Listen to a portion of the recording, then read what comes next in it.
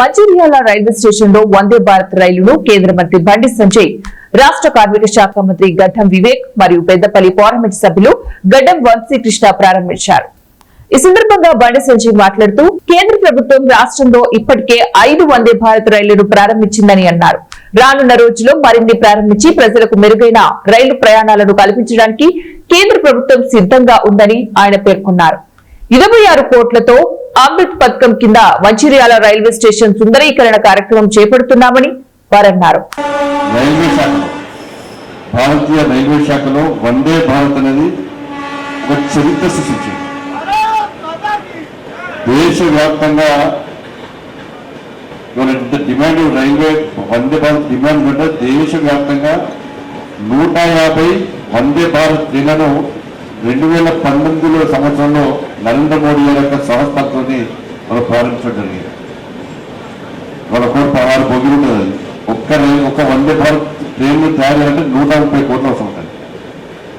తెలంగాణ రాష్ట్రంలో 5 వందే భారత్ ట్రైన్స్ నడుపుతున్నాం మనం. 5 అతి త్వరలోనే హైదరాబాద్ నుంచి పూణే, హైదరాబాద్ నుంచి నాందేడ్ ఇంకా 2 వందే భారత్ను కూడా మనం ప్రారంభించబోతున్నాం. ఇది తెలంగాణ రాష్ట్ర ప్రజలకు శుభవార్త. తెలంగాణ రాష్ట్రానికి సంబంధించి రైల్వే సంబంధించి కానీ జాతీయ రహదారులు కానీ అన్నిటికీ సంబంధించి కూడా కేంద్ర ప్రభుత్వము సరైన దిశలో ఒక ప్లాన్ ప్రకారం నిధులు కేటాయిస్తున్న విషయం వాస్తవం. ఎందుకంటే 2014లో తెలంగాణ రాష్ట్రానికి రైల్వే డిపార్ట్మెంట్ సంబంధించి కేటాయించిన బడ్జెట్ ఏంటంటే కేవలం 258 కోట్లు మాత్రమే. ఈ ఆర్థిక సంవత్సరం నరేంద్ర మోడీ గారి ప్రభుత్వం రైల్వే శాఖకు కేటాయించిన తెలంగాణ రాష్ట్రం కేటాయించిన బడ్జెట్ ఏంటంటే 5,300 కోట్లు. దాదాపు 20 రేట్లు అధికంగా మనం తెలంగాణ రాష్ట్రానికి.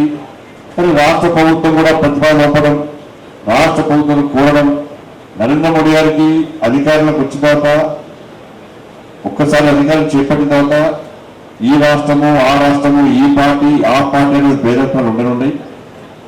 అన్ని రాష్ట్రాలు అభివృద్ధి చెందనే ఈ దేశం అభివృద్ధి చెందనప్పుడు విశ్వాసం నమ్మకంతో మాత్రమే నరేంద్ర మోడీ గారు అన్ని రాష్ట్రాలకు సహకరిస్తున్నారు. దానిలో ఈ విధంగా రైల్వే స్టాపేజ్ మీద పనిచేయాలి. ఎందుకంటే రైల్వే కనెక్టివిటీ అనేది డెవలప్మెంట్కి ఒక ఫౌండేషన్ స్లాబ్ వేసినట్టు. రైల్వే కనెక్టివిటీ వస్తే ఆ ప్రాంతాల నుంచి ట్రేడ్ కానివ్వండి, మూవ్మెంట్ పెరుగుతుంది, ఇన్ఫ్రాస్ట్రక్చర్ డెవలప్మెంట్ అవుతుంది, పూర్తిగా అభివృద్ధి బాటలో వెళ్ళే అవకాశం దక్కుతుంది మనకు రైల్వే కనెక్టివిటీ, రోడ్ కనెక్టివిటీ అని చెప్పి చాలామంది నాకు ఈ వందే భారత్ ట్రైన్ ఇక్కడికి వస్తే బాగుంటుందని చెప్పి అనేక రిప్రజెంటేషన్స్ ఇవ్వడం జరిగింది. మీ అందరు చూసినారు.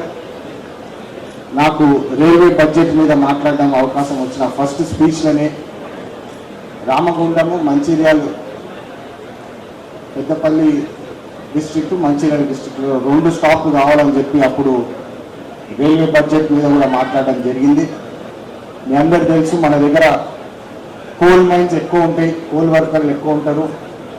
మనము రైల్వే శాఖకి ఇచ్చే కాంట్రిబ్యూషన్ దాదాపు 10,000 కోట్ల పైన ఉంటుందని చెప్పి ఈ సందర్భంగా అందరికీ గుర్తు చేస్తున్నాను. మంత్రి గారు కూడా ఉన్నారు.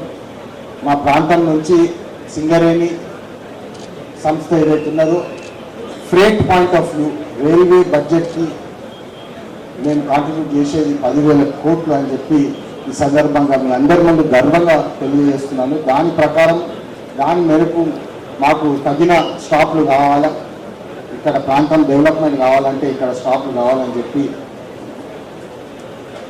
అప్పుడు వివేక్ గారితో పాటు వెళ్ళి మేము జనరల్ మేనేజర్ గారిని కూడా కలవడం జరిగింది.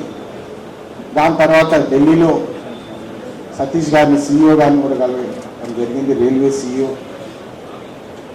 వందే భారత్ రామగుండం ఇచ్చేసినాం కదా సార్, మళ్ళీ ఎందుకు అడుగుతున్నారు మీ ప్రాంతానికి అంటే, లేదు మంచిర్యాల మోర్ ఇంపార్టెంట్.